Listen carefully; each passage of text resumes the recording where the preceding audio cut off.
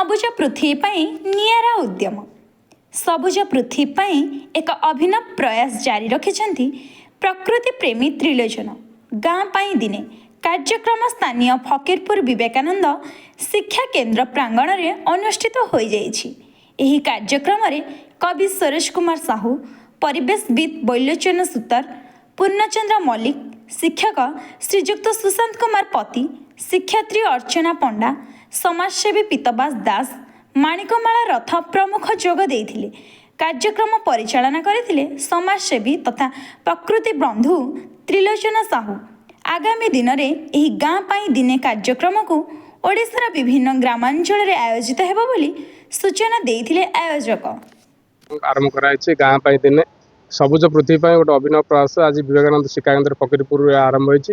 ଆଗାମୀ ଦିନରେ ବିଭିନ୍ନ ଗାଁରେ ପ୍ରଚାର କରାଯିବ। ଆମ ଫକୀରପୁର ଗାଁରେ ମଧ୍ୟ ଅନେକ ସ୍ଥାନରେ ମଧ୍ୟ ପ୍ରସାର କରାଯିବ। ନିଜର ଗାଁ ପାଇଁ ଗୋଟିଏ ଦିନ ଅତି କମରେ ସମୟ ଦେବା, ସେ ବର୍ଷରେ ହେଉ, 6 ମାସରେ ହେଉ, ସପ୍ତାହରେ ହେଉ, ଗୋଟିଏ ଦିନ ସମୟ ଦେବା ଏବଂ ସବୁଜ ପୃଥିବୀ ପାଇଁ ଗୋଟେ ଅଭିନବ ପ୍ରୟାସ ଯେଉଁ ଆରମ୍ଭ ହୋଇଛି, ଗଛ ଲଗାଇବା ଏବଂ ପରିମଳ ପାଇଁ ଆମେ ଯତ୍ନ ନେବା। ତେଣୁକରି ଗାଁ ପାଇଁ ଯେଉଁ ଦିନେ କାର୍ଯ୍ୟକ୍ରମ ଆରମ୍ଭ ହୋଇଛି, ଆଜି ଏଇ ସ୍କୁଲରୁ ଆରମ୍ଭ ହୋଇଛି। ଆଗାମୀ ଦିନରେ ଓଡ଼ିଶାର ପ୍ରତ୍ୟେକ ଗାଁରେ ଆମେ ଏଇ ଛୋଟ ବଡ଼ କାର୍ଯ୍ୟକ୍ରମ ଆରମ୍ଭ କରିବୁ ଏବଂ ଗାଁ ପାଇଁ ଦିନେ ସମୟ ଦେବା ପାଇଁ ଲୋକମାନଙ୍କୁ ବୁଝାଇବୁ, ସମର୍ଥନ ଯୋଗାଡ଼ କରିବୁ ଏବଂ ସଚେତନତା ବାର୍ତ୍ତା ସୃଷ୍ଟି କରିବୁ। ଏଇଥିପାଇଁ ଆମେ କରାଯାଉଛି, ଆମେ ପାଳିବା ଏଇଥିପାଇଁ ଯେ ବାହାରକୁ ଆମେ ଯାଉଛନ୍ତି ଯେତେବେଳେ ଆମେ ଗାଁ ପାଇଁ ଗର୍ବ ଅନୁଭବ କରିବା, ଆମ ଗାଁ ମାଟିର କଥା କହିବା।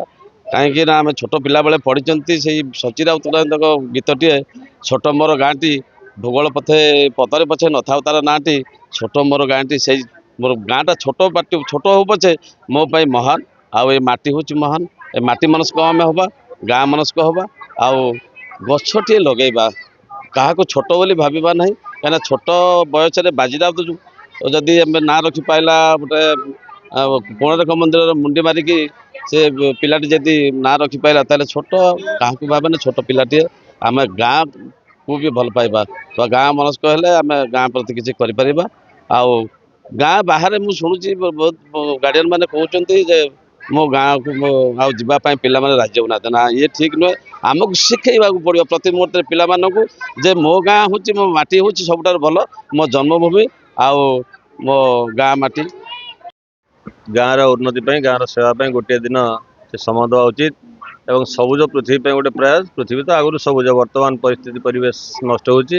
ତେଣୁ ସବୁ ପିଲାମାନଙ୍କୁ ଆଜି ଉଦ୍ବୋଧନ ଦିଆହେଲା ଯେ ସେମାନେ ପ୍ରତିଜ୍ଞା କଲେ ଏଇ ସୁନ୍ଦର ଦିନରେ ଗୋଟେ ଗଛ ଲଗେଇବେ। ଶିଶୁ ଯେପରି ଛୋଟରୁ ବଡ଼ ହୁଏ, ଗଛ ସବୁବେଳେ ଛୋଟରୁ ବଡ଼ ହେଲେ ଆମ ପୃଥିବୀ ପାଇଁ ବହୁତ କିଛି କରିବ। ଏହା ହେଲା ଆଜିର ମୁଖ୍ୟ ଉଦ୍ଦେଶ୍ୟ। ଧନ୍ୟବାଦ।